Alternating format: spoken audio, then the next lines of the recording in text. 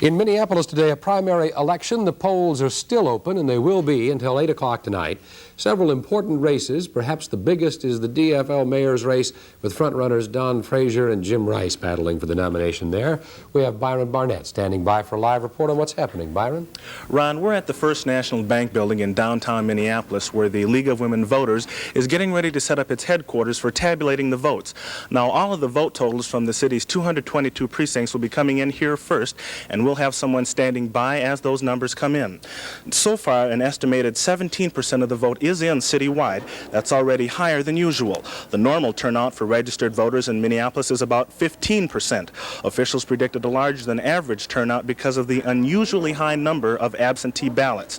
They say some of the DFL races, especially the mayoral contest, has raised voter interest, and today's bad weather apparently hasn't affected that. Races to watch include, of course, the DFL mayoral primary. 5 candidates are battling it out in that one, and the 5th Ward DFL aldermanic race should be interesting too.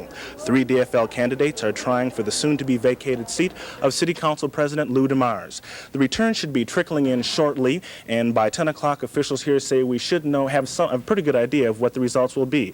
Reporter Tony Vigneri and I will be standing by live, and we should hear from some of the winners and the losers. All right, thank you, Byron, and we'd like to remind you that the polls will be open. You have until 8 o'clock tonight to vote.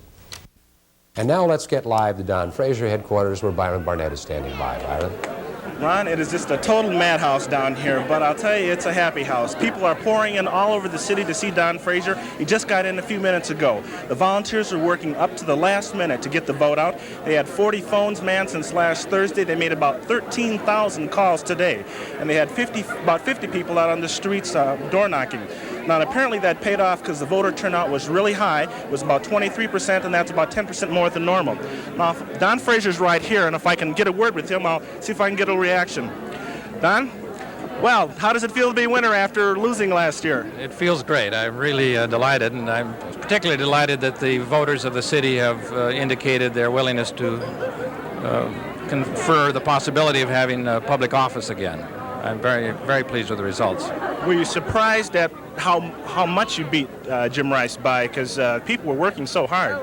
I was surprised. We hadn't run any polls, and we thought it could have been a lot closer.